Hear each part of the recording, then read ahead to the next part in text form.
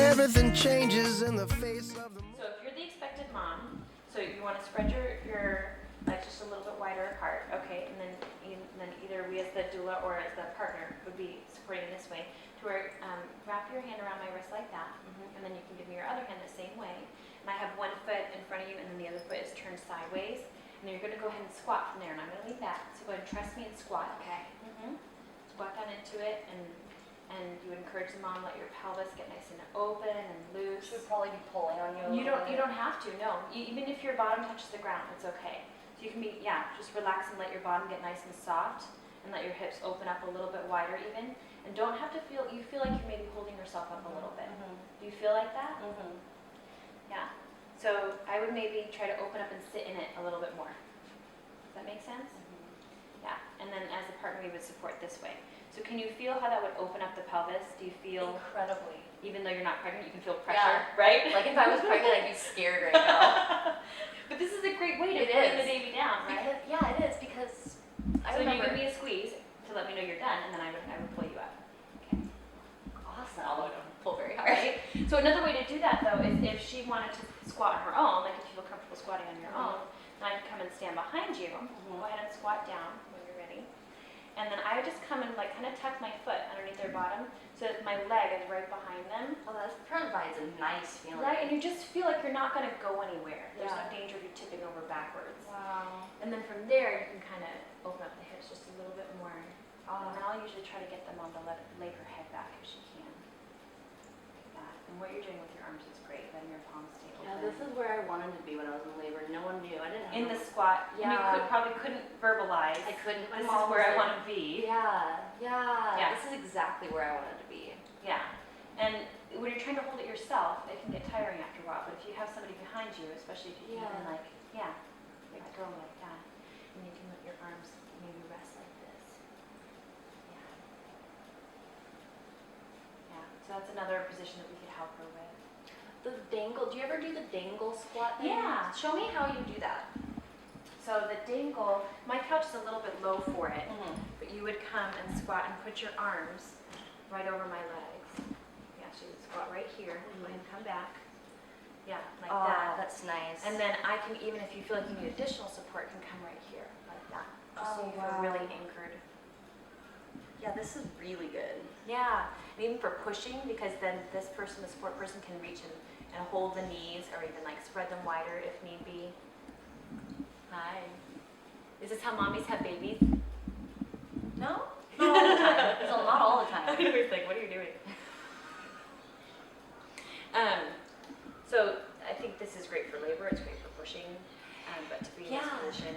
And there's all three of them, I felt like I was in the same squat, but I felt supported, In different ways. And so it's like, to do all three, and the mom is going to let you know which one she Right. likes the Well, and the best. fact is, like, we'd like to get you in a squat, and she say, well, that one's not working. You don't have to give up on the squat. You can say, okay, well, let's try doing it this way instead.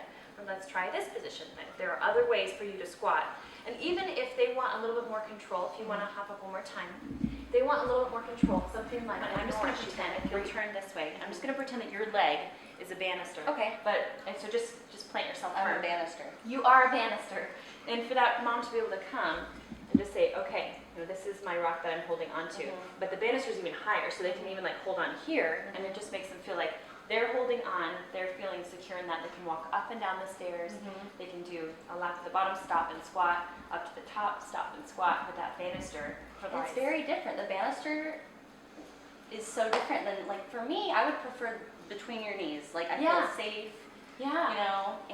but someone else who doesn't like to be touched as much. Right, or maybe like they just want a different degree of ownership. Exactly. Of how they're doing it, or they want you behind them, but they want to hold on to something in front. Yeah. Or something about the coolness of the wood. They're holding onto that, and you can put their forehead against the coolness of the wood, and it affects them differently than having the warmth of a body. When they're maybe feeling a little too hot, they're not tipping over, and it affects the openness of the hips. Makes sense. Yeah. So like lunging this way is not the same as lunging this way. Okay. Yeah.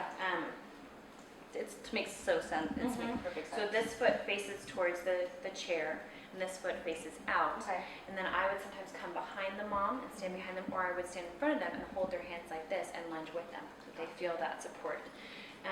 But they're gonna. Yes, we did. I noticed it, Taylor.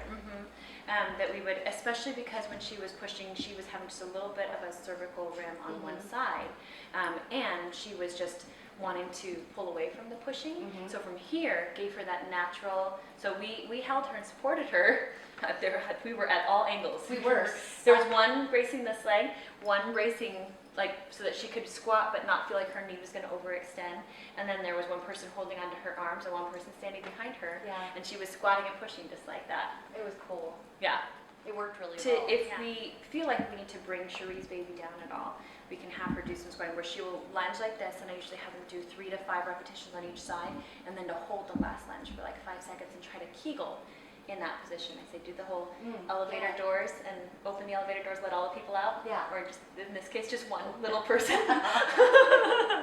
And then have them switch sides and do the other side. Okay. Yeah. Awesome. And How then do you explain that? So squats, lunges, and then the pelvic rock. So you want to do pelvic rock, and I'll give you Yes. some crisscross massage? Yes. Okay, so if you come down, you know how to do a pelvic rock. Or are we doing this? We're doing this where you go ahead and your arms are at a good width. You're going to want to put your knees just a little bit wider apart. Pretend you've got a nice round belly right there. I forget what it's really like. Right? Okay, and then what you'll do is you're going to want to tuck your tailbone under and arch your back up towards the ceiling. Go ahead and tuck your head down too. You're going to exhale when you do that. And you're going to inhale and bring your back to a flat back, neutral spine. Inhale up.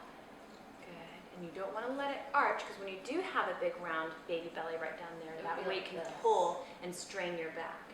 Yeah, so you keep a flat back, and then you inhale on the flat back, and then exhale when you tuck under, and tuck that pelvis forward, rock it under so you feel that pelvis moving. And then once again, inhale, come to flat back. Good. And then exhale, arch that spine and tuck that pelvis under. Really good. Yeah. And then inhale, come back up. Good. And then one last time you can rock back like you're going to sit in a child's pose. And if you had a belly, it would just go right between your knees. Yeah. Do you know this one where you just tuck your toes under, let your body go back, and let your head fall forward, and your belly will be filling that space right there. Oh my gosh, that would be amazing. And this feels good even when you're not pregnant. Right? No one did this for me when I was in labor. Have another baby and we'll do it for you then. I'm going to. I mean, seriously, this is very relaxing And Yeah. grounding. and comfortable. And then the fact that, like when you're pushing on my back, I'm not leaning forward. Right. You know, it really feels like really good on my back. Because I don't feel like I have to like push back on, like, you know, when you're standing and someone's pushing on your back and you Right. feel like you have to like try not It's to like fall. you've been released from gravity in that moment. Somebody else is supporting you Yes. and taking that burden off of you. This would really help stimulate a good contraction, I think. And Yeah. The crisscross method is what I noticed you doing with Taylor. Yeah, we practiced that. You can come up when you're ready. We practiced that on Taylor, and that was one thing that in our prenatal appointments that she went, oh, that feels so good. And I try to make a note of, in those prenatal appointments, what they're drawn to most, and to make sure to at least try that in labor to see if it has the same effect on them then. And sometimes it's the thing that, like, you know, they barely noticed during the prenatal appointment, but other times it's that thing that felt the best and that they had the most vocal response to. The thing that made them go, oh. And it's like, I want them to make that sound when they're in labor, that happy release of, you're hitting the spot. You're hitting the spot that makes my body feel better.